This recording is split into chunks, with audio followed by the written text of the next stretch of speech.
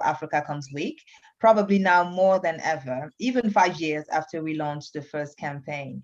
And obviously a lot has changed in the meantime on the global stage. The communication landscape has evolved as well, as we all know. And clearly, we can see that African agency, which is the topic of the day, and influence in international relations have been on the rise in the past years. And that's also reflected in the body of work and research. If you Google African agency, you come up with all kinds of research in social sciences and international politics. That it's quite interesting. So I'm really looking forward to these discussions on how communication, and most importantly, communicators, as most of us here are, can play their parts.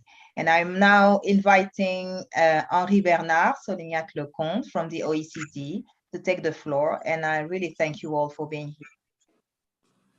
Thank you very much, Annie. Thank you. A couple of words on DEFCOM.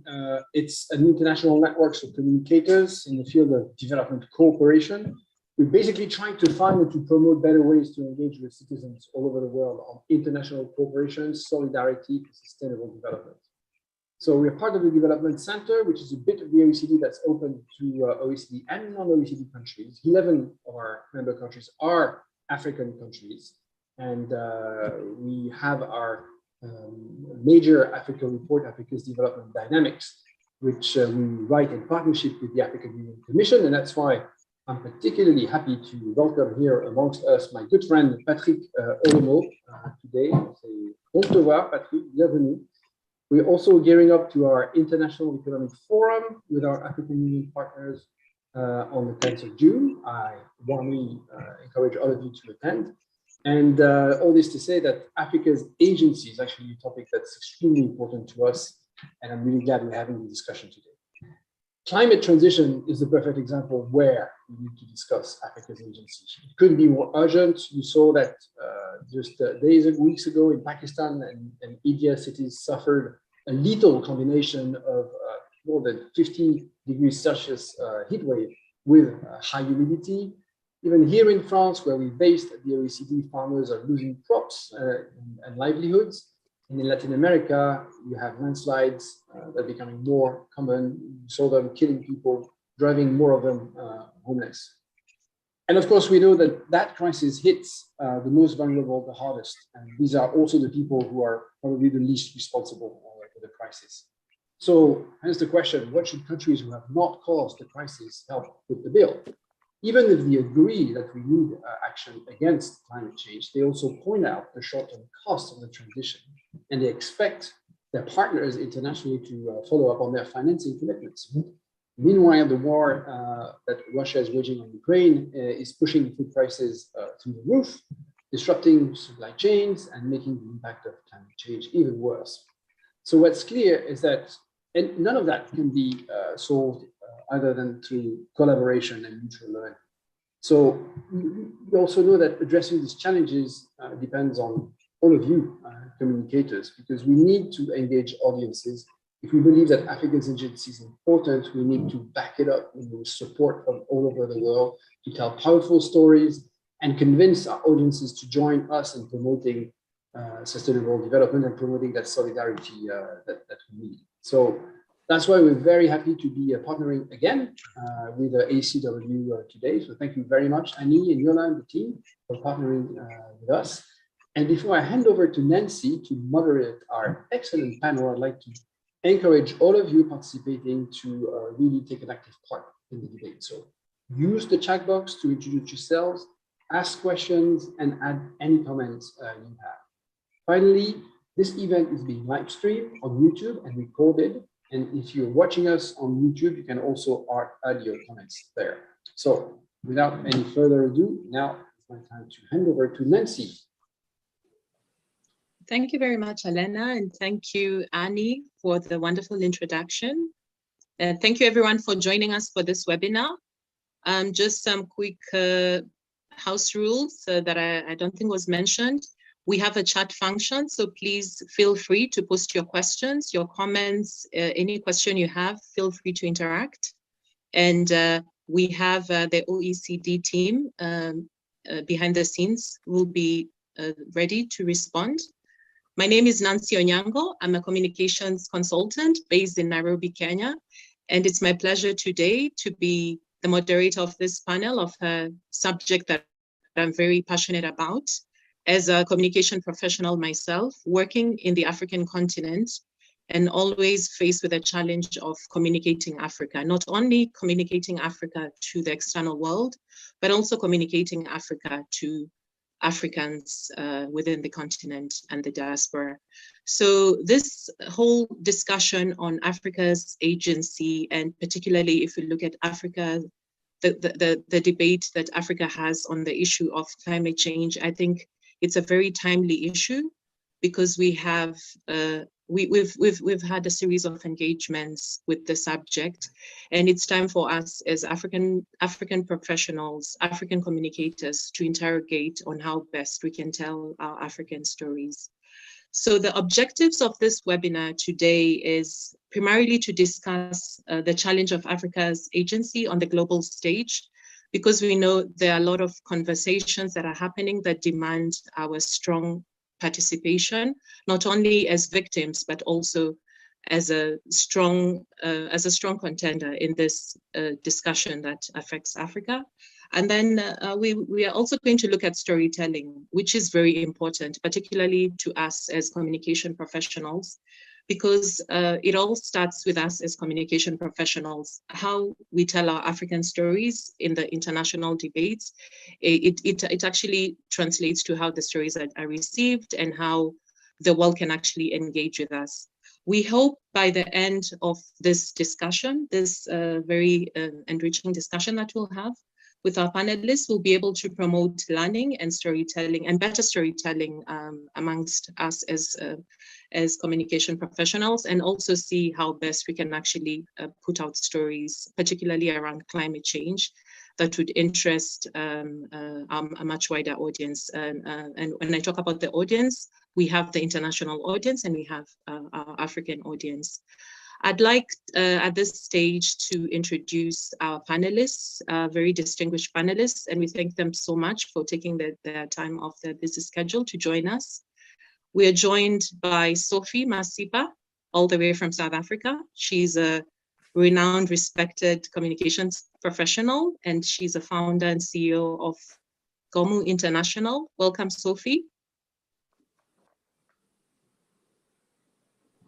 Thanks, Nancy. For the purposes of today, I actually would want to focus on the work I do around Muungano ESG, because obviously it speaks specifically to today's conversation.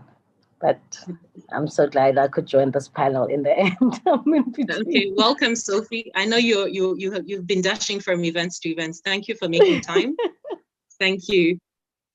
Next, I'd like to introduce Patrick Olomo, the Policy Officer, Investment and Resource Mobilization from the African Union Commission, I think joining us from Addis in Ethiopia, if I'm not wrong. Patrick? Hello, Nancy. Unfortunately, I'm not joining from Ethiopia. I am in Accra for the General Assembly of the AFDB. So, pleasure to be with you. Welcome, Patrick. Next, I'd like to cross to Alero Balogun, the Head of Corporate Communications at Oando. Welcome, Alero. Thank you very much. Welcome. And next, last but not least, Eric Solheim, President of the Green Belt and Road Institute. Welcome, Eric. Thank you so much. I'm really inspired by being met so many great people from the continent. I'm looking forward to the discussion. Thank you all. So I'd like us to begin this conversation by looking at the issue of Africa's agency in international debates.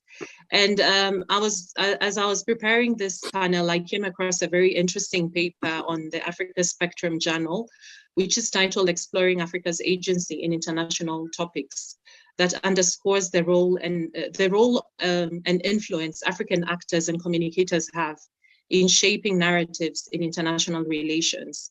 And today, as we discuss Africa's agency in communications, particularly in climate change, we also recognize that there are many skeptics who are continuously asking why climate change should be a priority for Africa.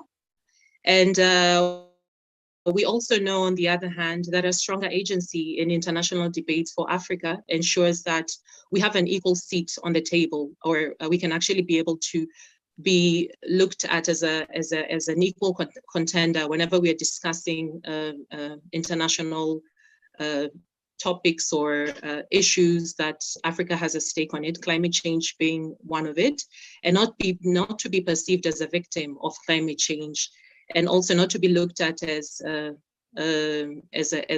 regional bloc that should be eligible for support, rather than sources of technological solutions, which we've seen in the recent past.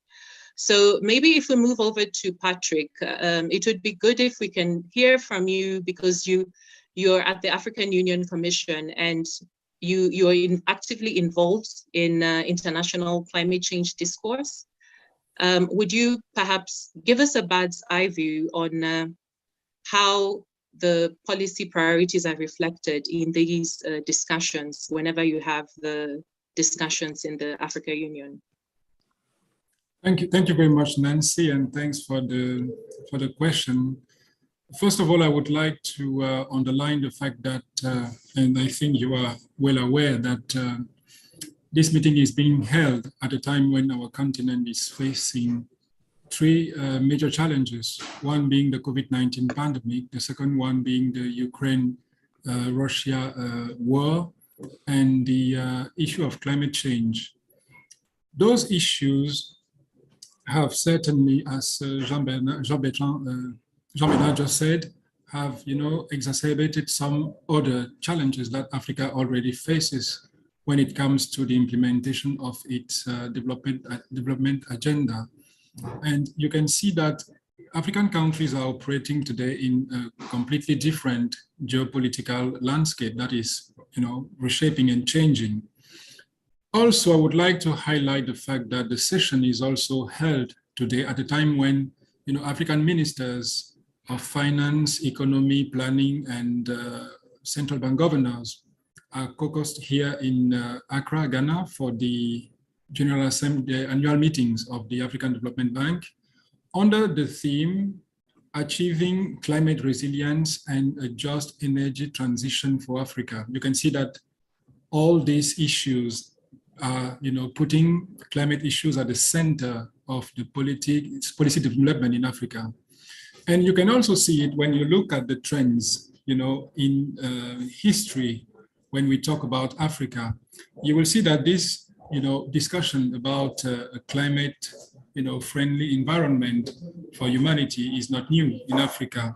We can see the trace of that, and this is what history also should be, telling to people, that Africa has been always at the forefront of the, the fight for, building a climate-friendly world since even the inception of the Organization of African Unity.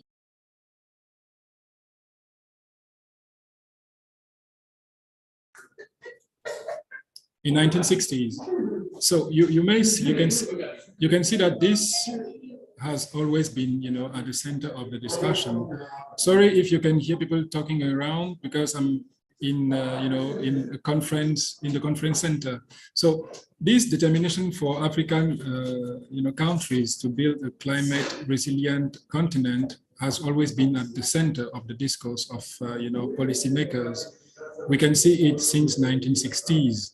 With the creation of the Organization of African Unity. And you can also see that when we have, shifted to become the African Union in the 2000s. So you can see that climate issues are at the center, because when we talk about industrialization, for instance, it has always been, said that Africans should pursue an industrial development process that is climate friendly, that is also, exploiting the natural resources in a way that allows, citizens to also think about the future generation. So at the center of those, issues, where we can see that policymakers were fully engaged in the process of economic transformation, taking into consideration the fact that our continent, should pursue a development trend that allows our, growth to be green, to be sustainable, and also to be inclusive. So when you look at that, and in the framework of the implementation of the Paris Agreement, the recent agreement that is now, being implemented at the global stage, you can see that Africa has also been, at the center of the discussion, highlighting the fact that, climate issues are affecting the continent in a way that is not sustainable, because with only 4% of greenhouse gas emission, the continent and its population bear the most important are paying the most important price to climate change.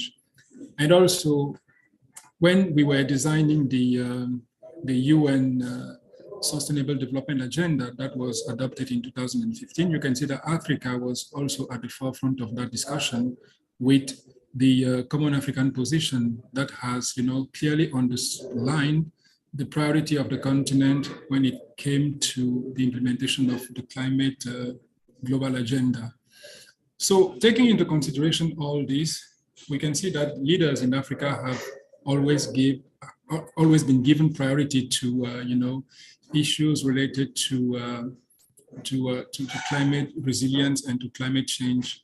But so far, our priority really taken into consideration. And this allows me to underscore the fact that people are still skeptical when it comes to discussing about this issue of, climate resilience and climate change. Because as you are aware, and I said it already, with a little footprint in, greenhouse gas emission, we pay the biggest price. So climate change and the challenges that are related to it for Africa are, a primary development issue that we need to address with climate resilient, being in infrastructure or in other sectors. So ramping up climate finance in that interplay represents, an opportunity that can help African countries adapting to critical changes that are arising because of those of that climate change. So overall, I think as of today, we have only 19% of the total adaptation finance that is programmed in Africa. And with the current, the continent just currently receive a paltry, 3% of that total amount, which is absolutely insufficient to address the huge challenges that are looming ahead of us. So there is need in that framework for the international community to start thinking about the implementation of the agreement and the commitment that are made with regards to the support that is given to Africa. But when you look at the issue, widely, you can see that the African Union Commission and all the stakeholders at the African, African environment have been giving priority to that issue because, as I said already, it is affecting the life of people on the ground. This is why today we are focusing here in Accra, Ghana, to discuss how to build a much more climate resilient society, taking into consideration that our continent is, paying the high price of what has been, decided in some other parts of the world. But I would like to conclude by saying that even in this discussion about climate change, there is something African citizens are mindful of, African policymakers. It is that we live in a rule-based, and a power-based world. Rule-based, why? Because if we take, for instance, the issues of climate change today, you will see that this is linked to industrialization. It is linked to even production, because now producing, you have to take into consideration the fact that there is an impact on the environment, which was certainly the case before, but nobody was paying attention to that. But for Africa today to develop its productive capacities, and I would like to thank Henri Bernard for highlighting the fact that our third report is now released, the African Development Dynamics 2022, which is focusing on developing regional value chains. So in that interplay, you can see that we are continuing, raising the fact that, underscoring the fact that there is need for the international community and for Africans to focus on their future, taking into consideration all those impact of climate change in their development processes. But more needs to be done in terms of communication. So there is a rule base. The rules are clear. The rules are difficult because those rules are new difficulties that are looming ahead of African countries when it comes to production of transformation. It is also a power-based system because we can see that only powerful countries can, take advantage of the new dynamics, the new trends that are created to achieve this sustainable development agenda through climate resilience. Thank you, Nancy. I would like to stop here and continue later if there are questions. Thank you. Thank you very much, Patrick, and thank you for giving us that elaborate perspective from an international community perspective on basically how the issues of climate change are competing with avenues. So you mentioned COVID pandemic, you mentioned the Russian war. You've also brought out something very interesting on the skeptics on climate change and also just looking at the fact that most of the people in the continent are in a rural setting. So also the communication styles perhaps is also something that we need to look at how we can best reach them, how we can convince them. I think if you can reflect and just consider a story like the floods in KwaZulu-Natal in South Africa, I mean, that's an attestation of climate change. So I think the more we can do that as communicators and actually get to put stories like that in the limelight, people can actually be able to see the seriousness of things and how close to home it could be. And in relation to that, I'd like to invite Sophie, whose her job is to do exactly that, to make complex subjects more digestible. She's a renowned, respected senior communications expert who has deep experience in branding and communications across the African continent. And Sophie, you also do some work in climate change. Perhaps you could shed some light on how we could better communicate to our audiences on matters relating to climate change. How do we convert the skeptics? Thanks, Nancy. I do work in ESG, and the reason I bring that back is it's an important aspect to bring it back, because I don't think on the continent you can have a climate conversation or an environmental conversation without the social conversation, without the governance conversation, right? At the core of everything we do, there are people. So when you look at the conversation globally and the tension that exists between the skeptics on the ground, there are two words that sit, and it's called just transition or equitable. I guess it's a just and equitable transition. And I think at the core of our climate conversation are these two words, just and equitable. Just for who? Equitable for who? And I think for me, if we can break down that story and create a succinct narrative that addresses what just means, and just not from a global perspective of Africa, just from an African perspective of itself and what it needs to live with.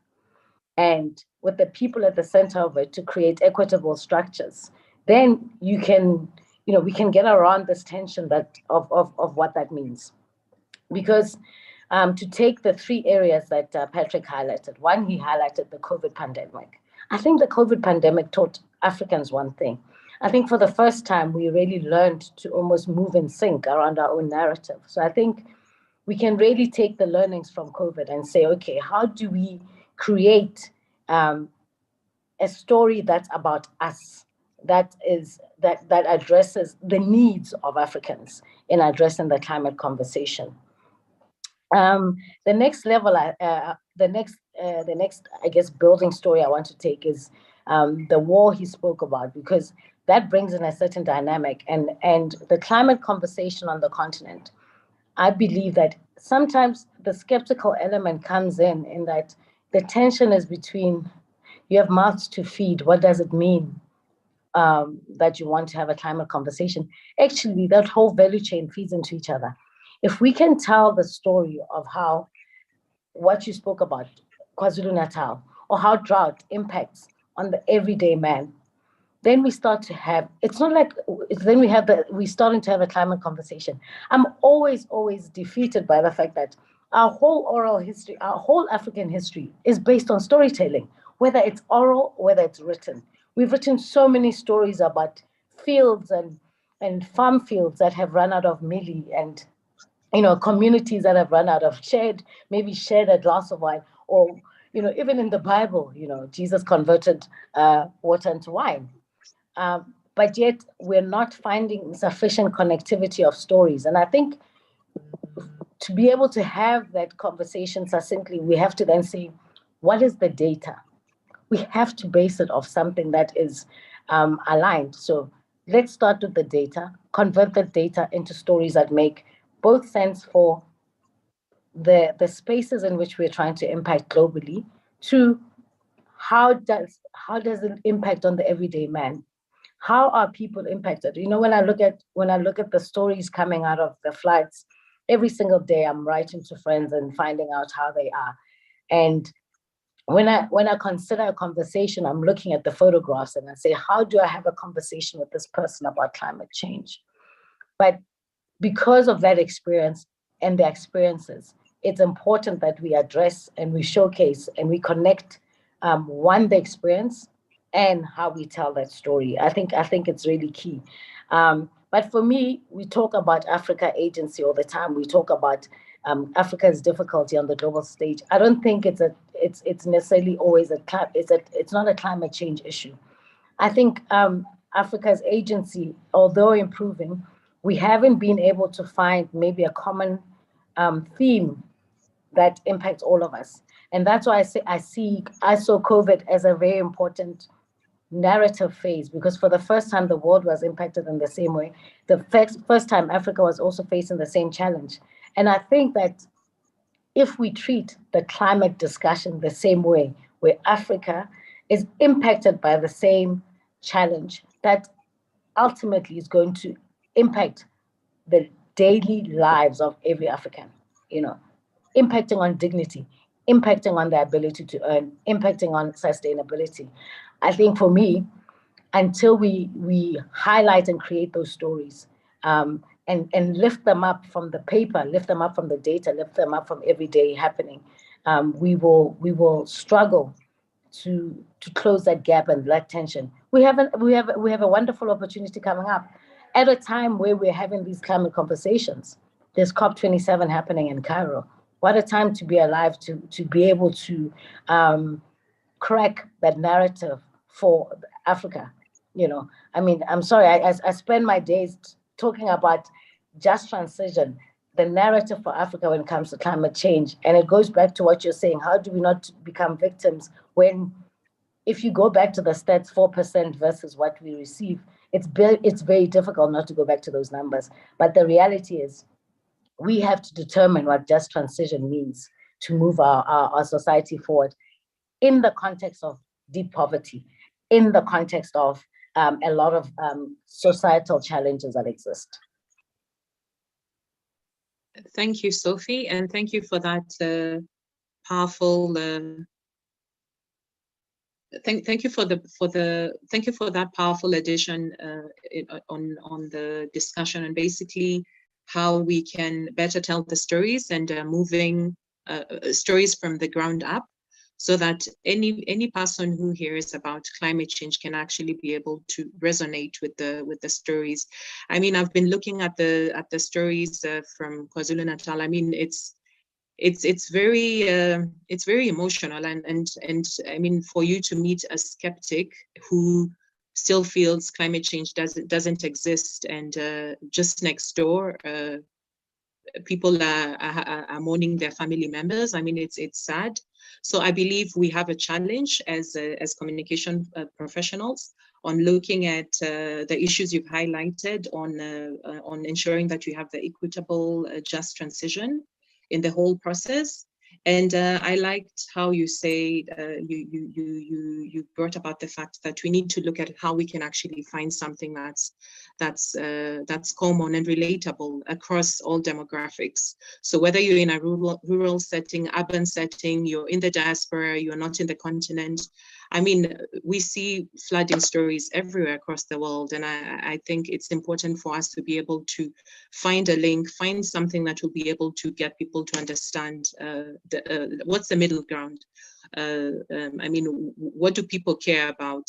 People care about their income, people care about their families, people care about their dignity. So the floods, the ongoing floods actually have demonstrated that that's one of the things that is missing in reporting, and it's a big takeaway for us as communication professionals.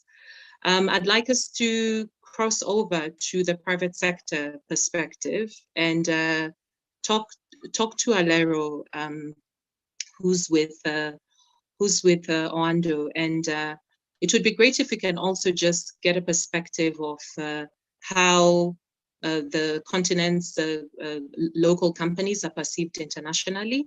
And Oando being an energy company, it would be great, Alero, if you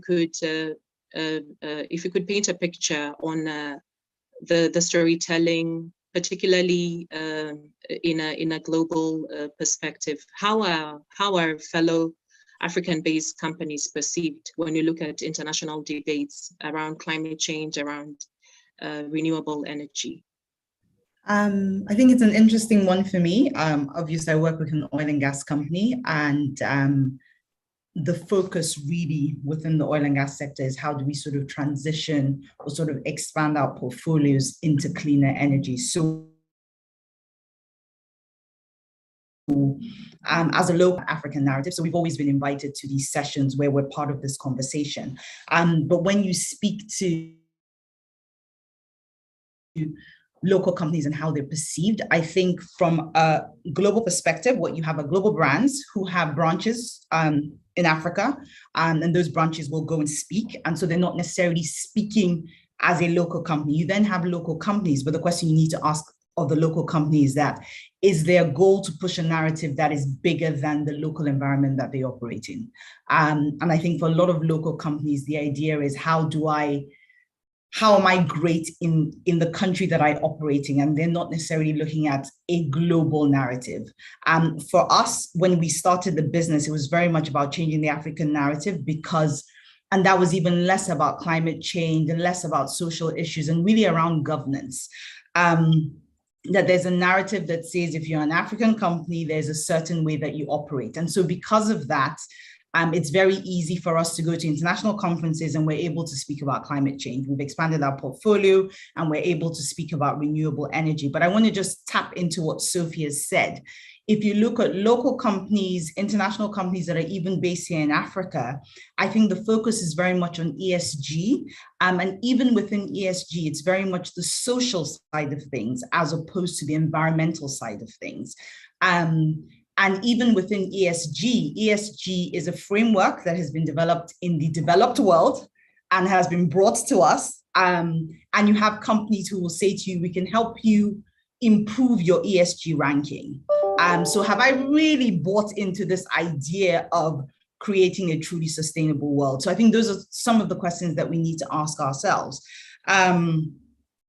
In developing this narrative or pushing this narrative, I think by us expanding our portfolio to include clean energy, what we've seen is that, like Sophie have said, there are actually a lot of stories here. This year, we came across a guy in the northern Nigeria, who converts fuel-run cars and tricycles into EVs. Never heard about him. We just heard about him by chance on LinkedIn. Found another guy who uses the waste from recycled tires to power, his own community. But They're all one-man projects.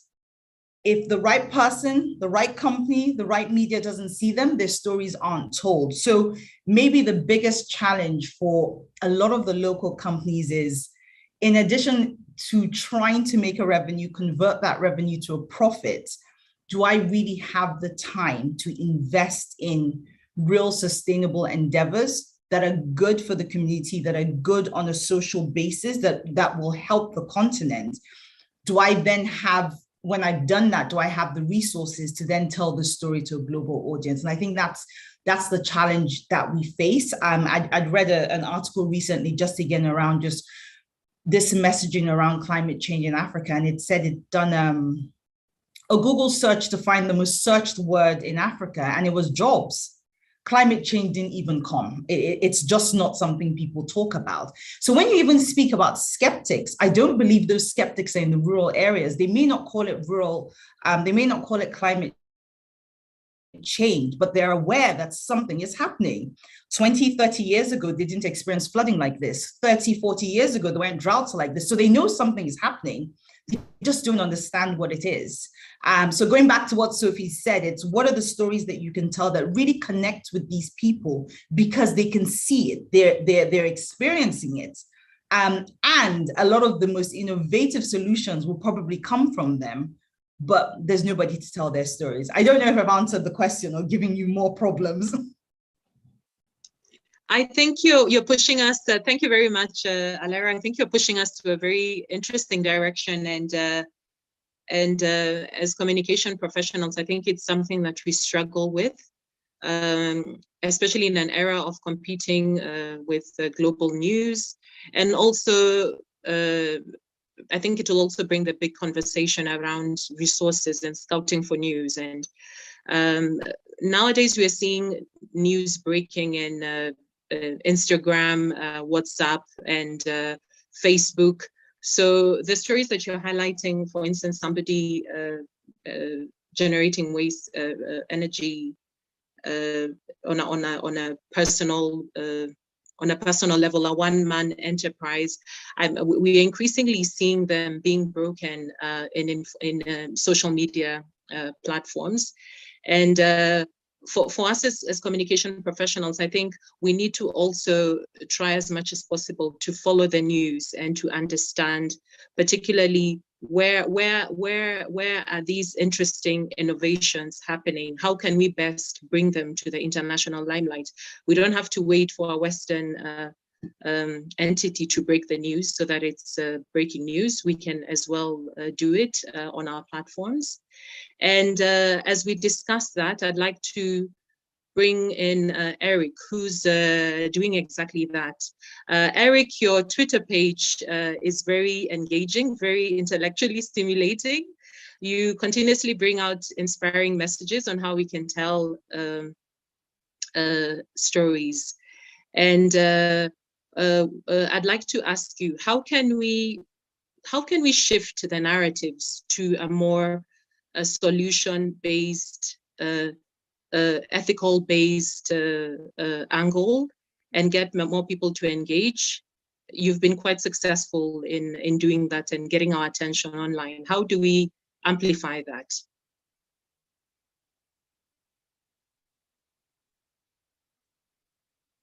Eric? Thank you, Nancy, for your kind words. I think this is basically about understanding that we're now in the 21st century. Because the 20th century was about the choice. If you wanted to develop fast, you needed to destroy quite a lot of nature, and there was no other energy available than coal and oil and gas. So if you wanted to develop like Europe, America, China, Singapore, Korea did, well, there was no way to do it without polluting quite a lot. And the rule was the same everywhere. First you get rich and you pollute like hell. And when you get rich, you start solving the problem. But that was the 20th century. In the 21st century, solar power is now the cheapest power everywhere in the world. It's much cheaper for any African nation to get into solar than to go into coal. So if you go into the new renewable 21st century, you do very well for the economy and very well for the ecology at the same time. There's no choice between development and environment. You can say, yes, thank you, both, because going into solar, you create jobs, create a good environment for people, and people-centric, as we just heard, is very important, but you do good for Mother Earth at the same time. And Africa, of course, has an enormous opportunity to leapfrog. Cannot leapfrog in every area, but when it comes to finance, tech, fintech, when it comes to communication, and when it comes to renewable energy, you can go straight from the very traditional rural-based economy into the 21st century. And that's a fantastic opportunity for Africa. So I think overall, let's move the perspective from all the costs and problems and into the opportunities. And allow me to mention a few African success stories, because if you want people to pay attention to Africa and to engage, you cannot just focus on problems. You must focus on successes. No place in the world I'm aware of has handled climate adaptation as brilliantly as the Tigray area in Ethiopia. Climate adaptation is about water management. They did water management in such a fantastic way that huge amount of people moved back to Tigray to pick up agriculture, to do tree planting, to green the land, because they saw new opportunities. And what was a very, very poor, very desert-like area became a blooming green area. I frankly am not aware of any place in the entire world where this has been done so fantastically with limited resources as in Tigray. Now the success story, hardly any place in the world you see such an increase in a vulnerable animal population as in Rwanda. Number of gorillas is going up very, very fast. Why is that? Because President Kagame has been able to create a fantastic economy for the people living around the national park. You pay a lot if you want to see the gorillas as a tourist, but that creates an economy for teachers, tourist guides, taxi drivers, for everyone. So they love their gorillas because that creates livelihoods and good life for the people in the area. So they protect them. And you see the number of gorillas coming up very, very fast.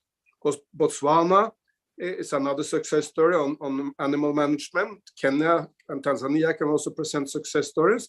But Rwanda is maybe the most amazing of them all. Tell this story to the world, because all over the world, if you want people to protect animals, you must make the local people see the benefits for themselves. And finally, a success story on renewables.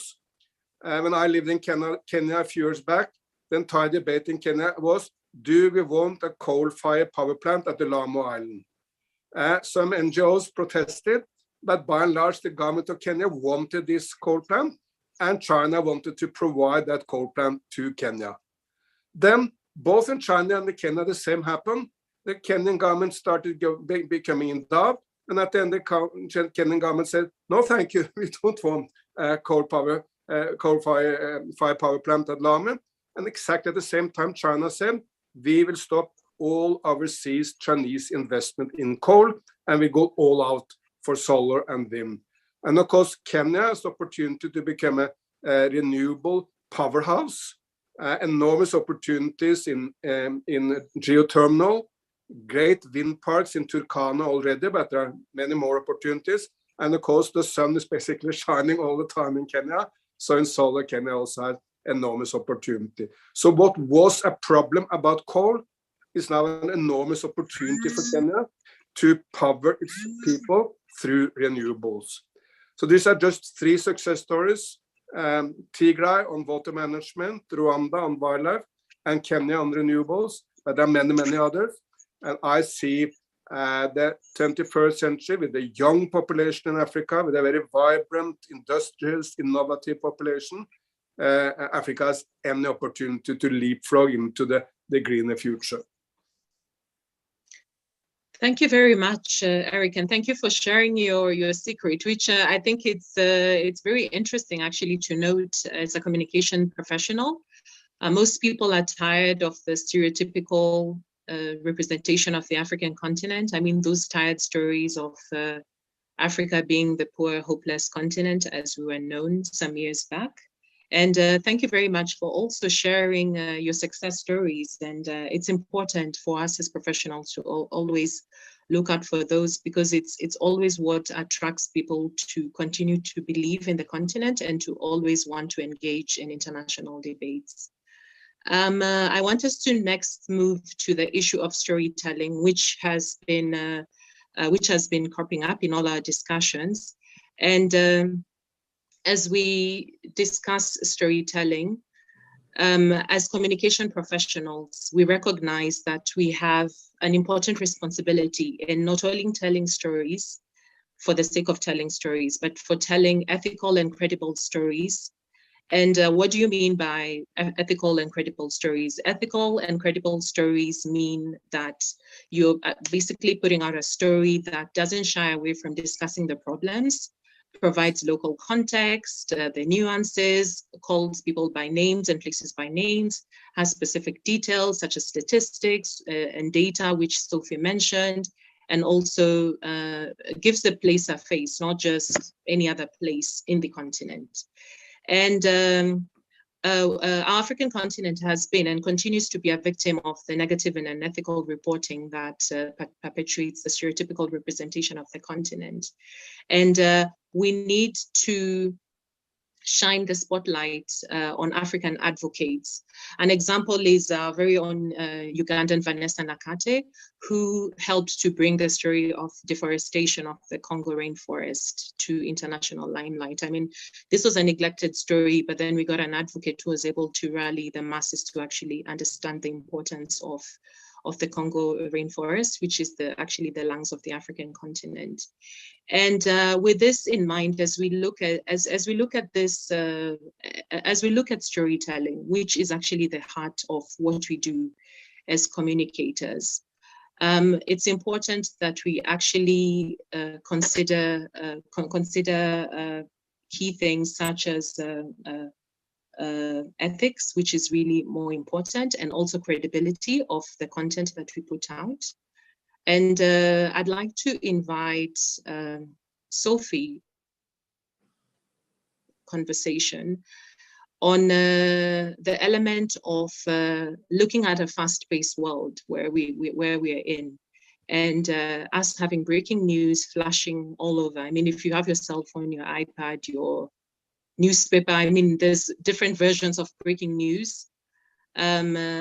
Sophie, how do we address the challenge as communicators in getting the newsworthy content out on the headlines? And how do you see the greatest challenge? And basically just looking at how we can communicate on climate change and environmental issues in Africa, making it appealing to, we said we're not going to call them rural, I mean, rural audiences. I mean, just if you look at the African demographic, be it peri-urban, urban, wherever you're based, be it in the African continent, how do we make the news interesting and newsworthy to people? Thanks, Nancy. I'm trying not to have a lengthy chat because I could have a lengthy chat over this. Okay. But let me try and break it down. I want to break it down to maybe cutting stories or breaking stories. Then we can have a conversation about having a conversation to the everyday man. Now, every time I think about African agency, I love this African proverb, and I want us to repeat it over and over and over again wherever we are, because I think until we get it ourselves as communicators, we won't go anywhere. You know, until the lion learns how to write, every story will glorify the writer. And I like to start from there, because the other thing I want to caution from a communication space, I feel like every time we talk about climate issues, when it comes to Africa, we want to talk about rural projects as if that's what breaks the story. I've just spent a whole day program managing an energy endeavor on behalf of the city, right? Half of those conversations, or half of the afternoon before I jumped into this meeting, was 4 young dynamic companies, all in solar PV, LNG, progressive, energy provision for not just rural communities, but, like shantytown communities. For me, those are stories. One of my clients is also in the energy space. I sit on the Black Energy Professionals Association. So we write a lot around alternative energy sources. We write a lot around renewable energy. And I say that because for me, those are still the stories that are within the global realm of breaking stories, right? You could write the pieces that we get out, the appeal that they get, even from mainstream media in the country, is still big. Where the story comes in is that often I'm telling a story of a woman-owned company that people don't see coming. We always started as women-owned, owned by sisters. And you know what? They're doing incredible, amazing work. Every single project that they've touched has actually been a first. We have conversations around energy wheeling. Energy wheeling is an off-grid solution in the energy space. And that is a way around mitigation processes. So I brought it down to a base story because obviously I can only tell, I'm talking about an experience around how do we break down global stories. I'm saying we can still have an earth-breaking conversation globally on matters and still tell them as a story before we even, we don't, that's what I'm saying is I get so frustrated because I'm like, climate change for us does not only just include a story in the rural area. We need big breaking stories that break the conversation, that break the narrative, that showcase that we come from all angles. I mean, I'm from a country where it's got one of the most progressive IPP programs in the world, independent power production in the world. It actually is a case study for a lot of the world. That for me is an environmental conversation. That for me is how we break we break down barriers and we go out and have conversations. If you look, I'm looking at our neighbors in Namibia now. They're having a whole conversation about their green hydrogen space. There's green hydrogen happening. Can you imagine if the whole belt across Southern Africa was having a green hydrogen space and driving the narrative of where that goes? That is a global environmental conversation that makes breaking news, that breaks conversations. I can't tell you what's happening with the global price of gas now. While there's a whole lot of scrambling happening, Patrick provided context for us earlier on. But for me, it's within that context that we must operate and we must find these stories. And then for our people, I go back is when we speak to communities, let's tell the stories that impact on their lives, that make their lives better. One of an image that sticks out, sorry, I'm speaking about the floods again. One of the images that speaks out about the floods is a rondavel in rural Natal. And basically the picture almost looks like a heart because the water has gone around the heart, this homestead, right? And the homestead is the only thing that's standing in the middle of a mountain. But that goes back to, for me, the practicality around that was how the person who built that hut understood the water flows and the water systems. That's part of who we are, When people, when you have cattle, when you have sheep in the farms, in the rural areas, people know the soil. When the soils come in, they can tell you we're going to have a drought season because when they look at the sky, the weather pattern has changed. People know that there's a change in weather pattern. Yes, it's not described the way we describe environmental aspects, climate issues, according to the books. And I'm saying to have a climate conversation with our people, we have to bring it down to basics. What does it mean for you and I on a day-to-day basis? How does it impact how we do things? What does the weather pattern change mean? What does it mean to your crop production? Ultimately, what does it mean to your ability to earn and poverty? When you connect that value chain, people start to see, okay, this is how it impacts me. This is what it means as climate change. for me, that's how I tell stories. That's how I love to tell stories, whether I'm telling a big story that has to do with renewable energy, or whether I'm having a community-based conversation with one of the mining areas. That's how we tell stories, that where people see how does it impact me. Thank you, Sophie. Thank you. I'd like to bring in Eric, and Eric, I'd like to bring you in so that you can weigh in on Sophie's contribution. Just looking at the fact that within the African continent, about 56% of the population is not covered by any early warning system, and we actually don't have a system where we can actually be able to plan for disasters like storms, floods, droughts, heat waves, wildfires. How do we better tell stories that fit in with the local context, and also just promote that agency in a particular setting that the potential disaster might occur? We talked about success stories, but I'd like you to perhaps just reflect on the practicalities of things in the context of the early warning system. Well, first of all, I would love to work in Sophie's company because we are fully aligned on these issues. So I think we could have a fantastic partnership. And I think some of the issues are obvious. I mean, look to so much of the climate conversation coming from the UN or from researchers is so boring. You fall asleep when you listen to it. It's about temperature, and there are some graphs which no one understands. There is any number of acronyms which no one understands, and it pisses people off. You don't want to be bored.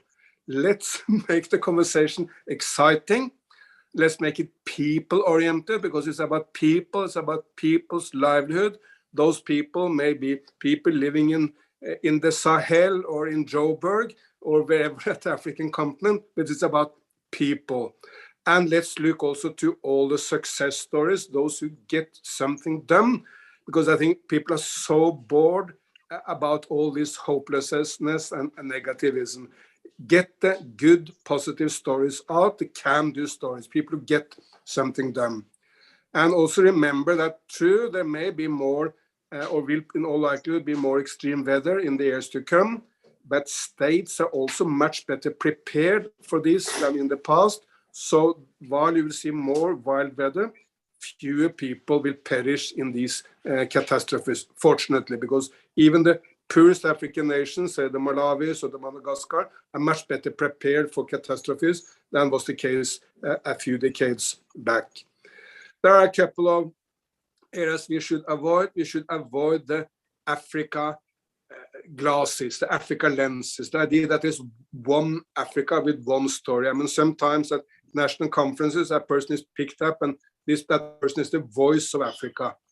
It's never the same from Europe. There's never one person who's the voice of Europe.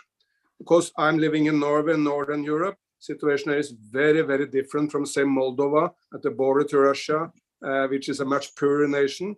And the same in Africa. It's not like there is one Africa. There's 56 independent states, some big, some small, some much more developed, some richer than others. So there are so many stories from Africa. And please get out the variety of the African stories and not in a boring way.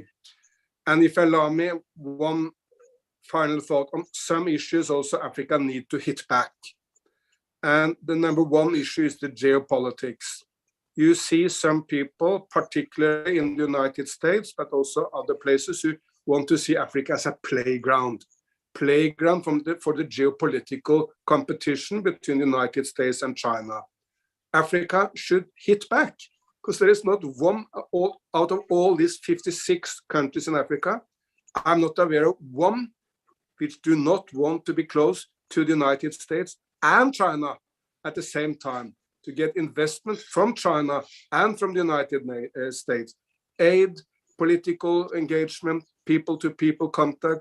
African students may want to go to Tsinghua University in Beijing, but also for sure the cleverest ones want to go to Harvard or Yale.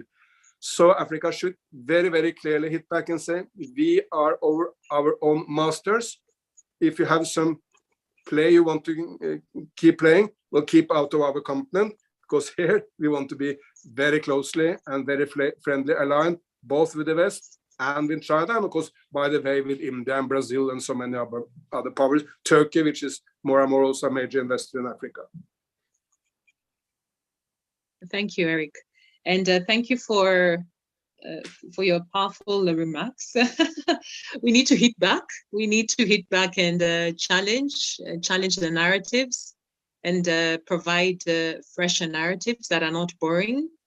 Also, the international players, I know also it's always a challenge to get heavy documents into interesting content. And I think for professionals like me who are regularly commissioned to put such pieces of work to be more easy to digest, it's always challenging, particularly when you want to put a lot of body of work in a summarized position paper that you want people to engage. So it's still work in progress, and it's something that's very important so that the stories can be very relatable and very interesting to engage with.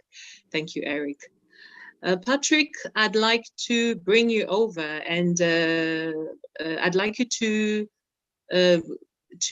contribute by sharing with us how can we better engage our audiences, and what stories do you think we can tell about climate change and energy in Africa from the African Commission?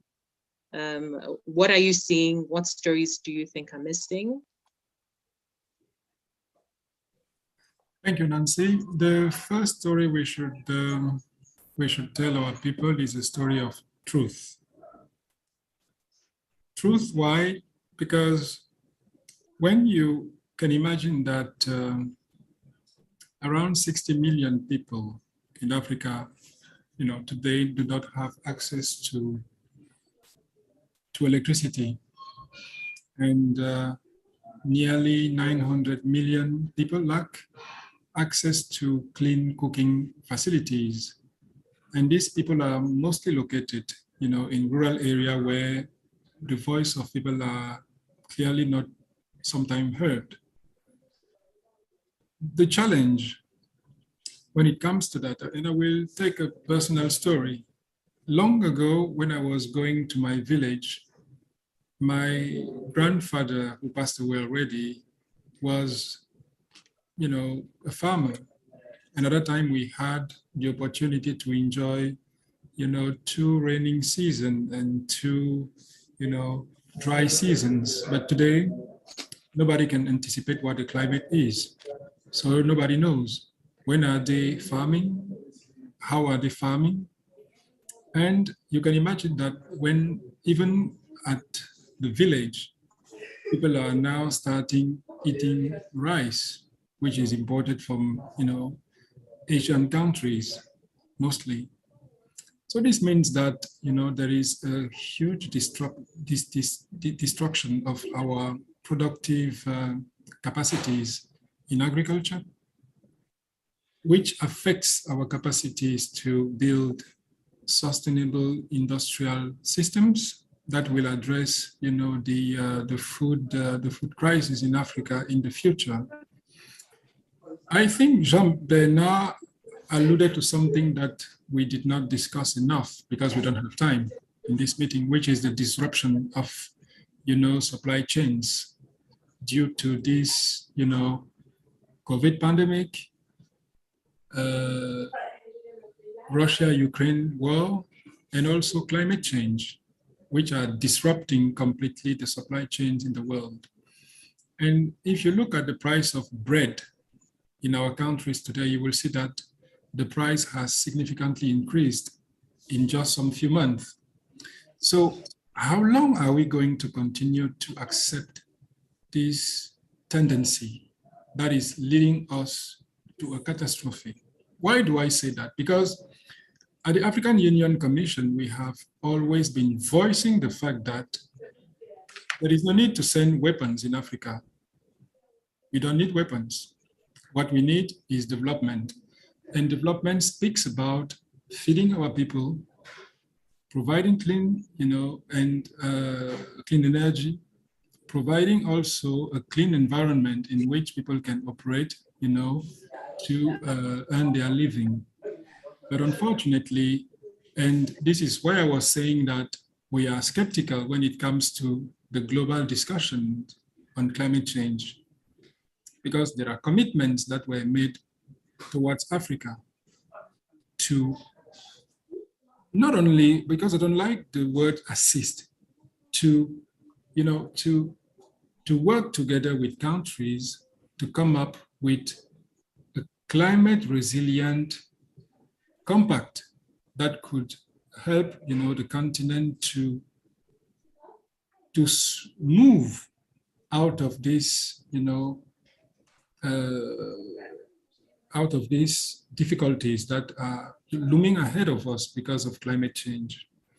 But so far, we have already committed, and Africa has always been committing to be part of the global discussion when it comes to climate and when it comes to finding, long-lasting solutions.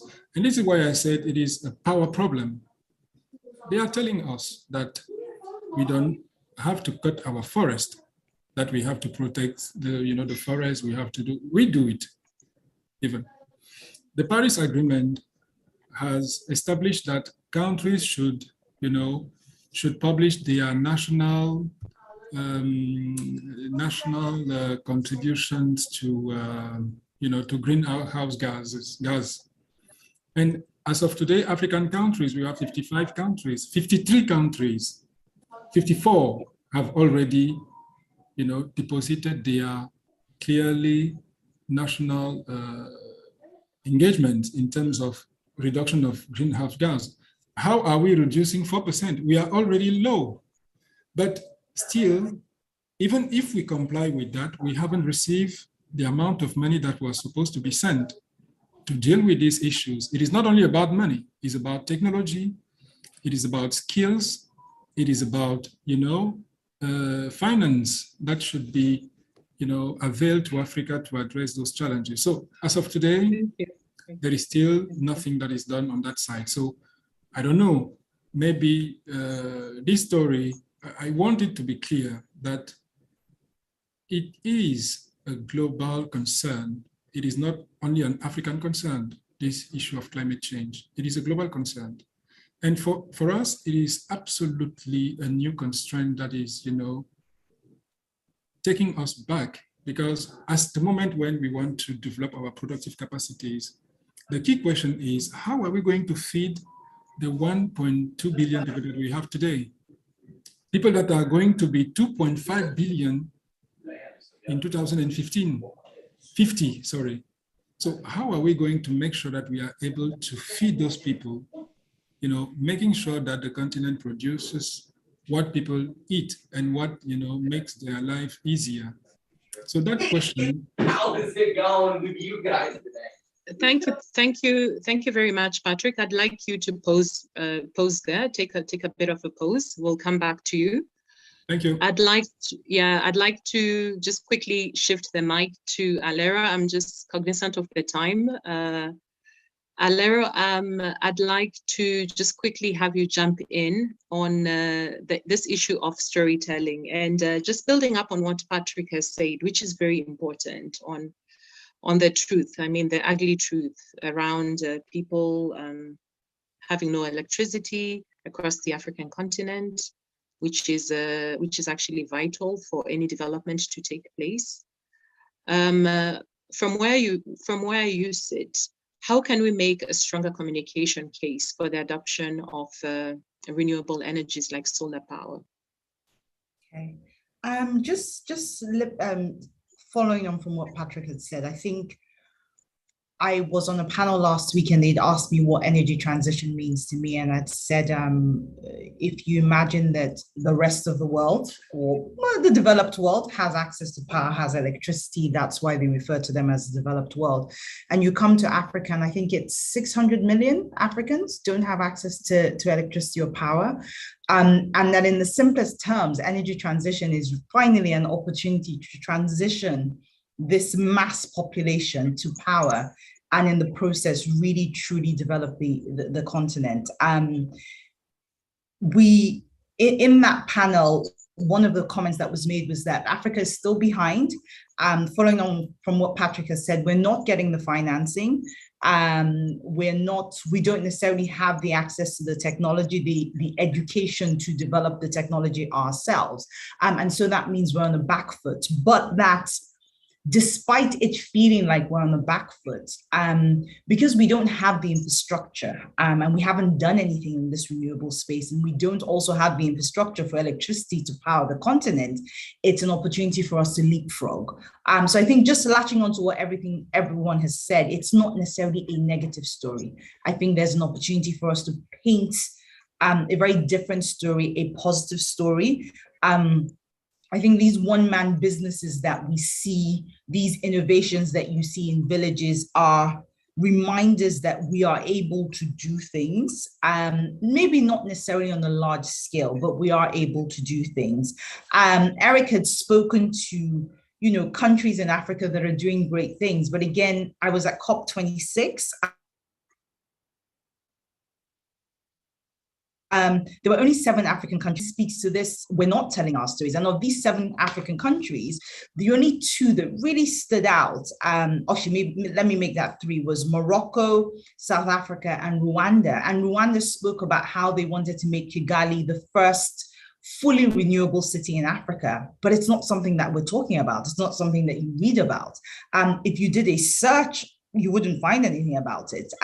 South Africa spoke about, looking at 5 cities in South Africa that they want to turn renewable, fully renewable, and then use that to then push this message of renewable energy within within South Africa itself. So for me, because I realize that there's time, we have time constraints. I think in telling our stories, we must get the governments to buy in.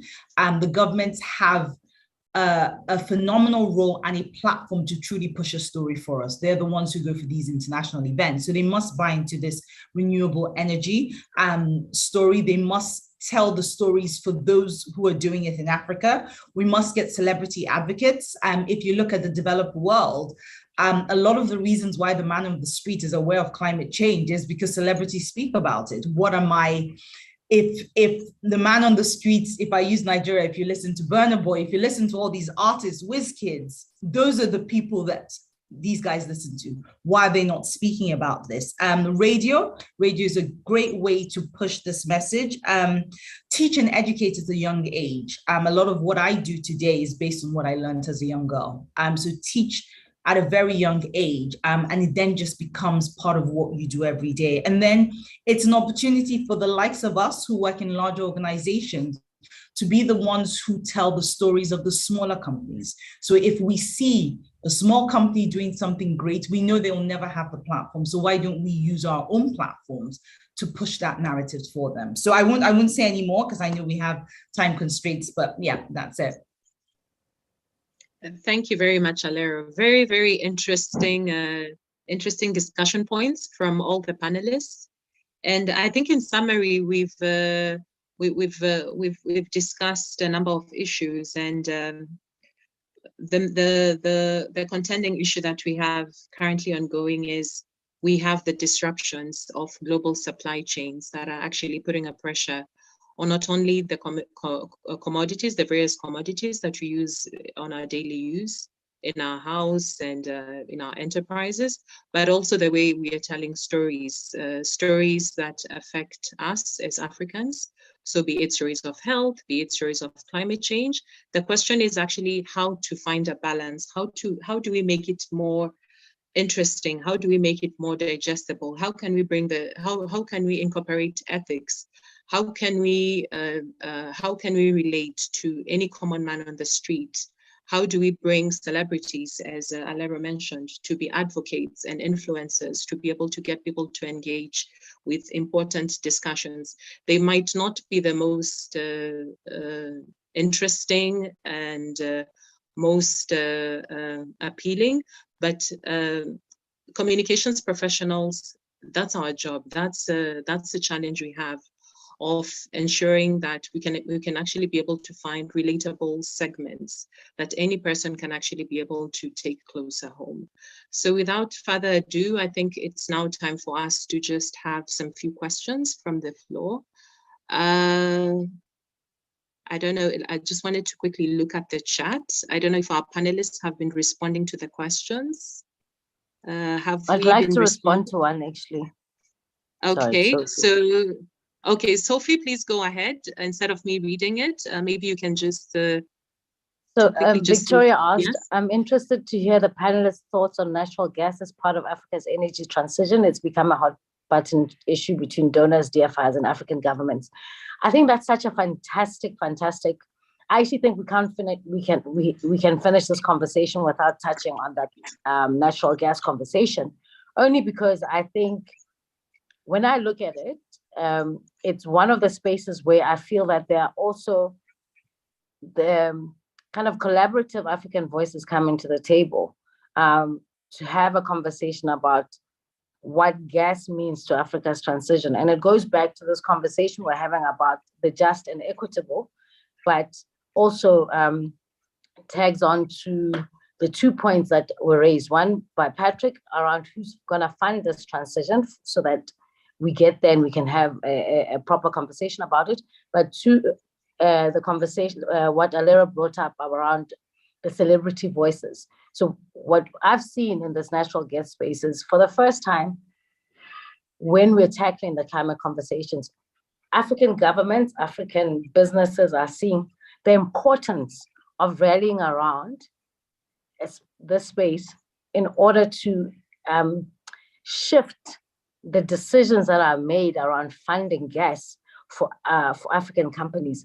Africa cannot, I don't think it can afford to transition without the gas phase. I liked from a communications or a narrative point of view, the rallying behind the voices that have come to the table to say, it is not, we cannot afford it as Africans to do that, and gas has to form part of the alternative fuels. And I think that pressure, we're starting to see it. It's changing even within some of the European Union policies and frameworks. And slowly, I think some of the DFIs will have to backtrack on those decisions they've made. And frankly, I think the war is not going to, it's going to push everybody into a space where they're gonna have to consider natural gas as part of a conversation again. I just wanted to say that because I just think that I actually liked what I was seeing from a narrative point of view when it came to gas. Thank you very much, Sophie, for that. I see there's a question also for the African Union, Patrick. I don't know if you've seen it. It's a question around, will the African Union finance all the energy projects that you mentioned? And also the second part talks about the fact that the funding project, the funding requires a lot of money. How much are the member countries willing to spend to support these projects? If you could weigh in on that briefly. Thank you very much. What should be recalled is that we need approximately 700 billion investment, to bridge the infrastructure and energy gap, in Africa, which is quite a huge amount. How are African countries financing this? They clearly are but they are also financing through, this increasing debt that we have when we look at the statistics. But also there are, funding that are coming from the international community, where some countries, that are interested in, accelerating energy transition in Africa are also providing some funds. But that money is still not enough, to reach the level that are expected today. You can easily see, and I would like to be a little bit provocative, and I'm sorry for that it is easy for us to finance a war somewhere than financing a real transformation. It is easy to finance, a war than financing, transformation. So this is the world we are living in, and we do hope that during the next decades that are ahead of us, we will be able to find, a compelling voice, because we think that those discussions that we are having in international arena should not just lead to, to resolutions that are not implemented. If we go to the implementation side of it, we are hardly convinced at the African Union Commission that we will be able to address those challenges. But the African Union Commission is playing its part, voicing the needs of Africa in the international community, presenting also all, the difficulties that we're having, when it comes to implementing our development agenda. So that is what I can say for this, short periods of time. Thank you. Thank you very much, Patrick. There's a question on greenhouse gases. Eric, would you like to take that? Question from Michael Victor. I don't know if you've seen it. Eric, are you there? Please read the question for me. I haven't seen it, please. Okay, so hi everyone. Looks like an exciting lineup. I'm Michael Victor, Head of Comms at International Livestock Research Institute. We have a doubtly hard story to tell to show how important livestock systems are in Africa for food, livelihoods, and resilience, and that sustainable livestock systems are a climate solution in Africa rather than a problem. We struggle to persuade how to show the West that Africa produces the least amount of greenhouse gases in the world and consumes the least amount of meat, but has to bear the burden of climate extremes. Absolutely, this is of course exactly right. I mean, Africa is hardly part of the problem because the emissions from the African continent are so low per capita that it hardly matters. But Africa is a part of the solution to the problem because Africa can dramatically and fast bring people out of energy poverty. I mean, it's exactly right to put the focus on 600 million Africans who do not have access to electricity. Most of them would use biomass as the energy source, and they can't even read at night in their home, which is of course an enormous setback for children. And you can't run even the smallest industry if you don't have access to energy. So this is absolutely critical. However, the good news is, of course, that now the cheapest energy is solar. And solar energy is a domestic resource. It may be meaningful for African countries who have domestic natural gas to use it, but to import natural gas, to get an enormous burden on the state budget to import it, gives no meaning. When you have the sun at home, you have the wind at home, and these are the by far cheapest energy sources at the African continent. Indeed, solar energy in India today is the cheapest energy which has ever existed on planet Earth. So to move very, very fast into solar is the main answer to the African energy shortage. And let me also add that at this stage of development, China is producing 80% of all solar panels in the world. So of course, China is a major role to play in providing this. Africa needs to step up also its production of solar panels for sure. But as the first step, I would think close alliance between African countries and China to wrap up solar industry is the #1 answer to this very important issue. Thank you, Eric. Last but not least, Alero, there's a question on technology transfer for climate adaptation. What should be done to unlock the issue at the international level? What's currently blocking at the international level? Not an expert on this, on technology transfer for climate adaptation. I'm not an expert, but what I will speak to is more around knowledge transfer. Eric had spoken to the fact that, African countries can, do a lot more collaboration with the likes of China for things like solar energy. I think there needs to be a lot of knowledge transfer where what you see today is a lot of African countries are importing these things to Africa, and we're not necessarily developing our own people. And there must be a way whereby we collaborate, and whether it be China, whether it be Europe, are coming and are setting up facilities within the continent. So what you're doing is you're creating you're creating jobs for people, you're educating people, but in the process, there is, because the truth is what works in the developed world is not necessarily going to work for us. There's an element of adapting to suit our own environment. And the best way to do that adaptation is by coming into the continent and not by sitting abroad and importing your things over to us. But I'm not sure it necessarily answers the question, but like I said, not necessarily my area of expertise. Thank you. Thank you very much, Alero. I don't want to say any more words. I think at this stage, I'd like to invite Annie. Annie, please join us. I'm mindful of the time, and our audience has been very kind to us. They're still on the call, so please give us 5 minutes or so to wrap up.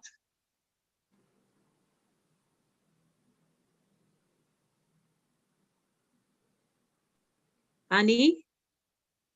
Hi, Nancy. Hello. Oh, hi, Annie. How are you? We are just on time. This is Daniela coming off mute. Thanks. So I would just like to thank everyone for participating in this very important conversation around African agency on the global stage, particularly around issues of climate. This has been a very, very important discussion. We've heard from professionals from various sectors, from the public sector, as well as the private sector. We've heard from communication professionals about the need for us to craft stories and narratives that resonate, with the man on the street, but also at the global level as well, and to think about equitable and just energy transition for the continent. So thank you so much for your time. Thank you so much to Alero. Thank you so much to Sophie. Thank you so much, Eric. Thank you so much, Patrick, for your time with us. Thank you so much, Nancy, for moderating this conversation. And thank you so much to everyone who has attended for the very insightful and important conversations. Africa Communications Week continues. So this is one of the first events. We continue for the rest of the week with events taking place. So please feel free to join us to visit our website, discover the various events that we have taking place. We're in Kigali tomorrow, and you can follow the event live on YouTube, and also register for the rest of our webinars. So we've taken up quite a bit of time, and I'm mindful. So I would just like to thank everyone and wish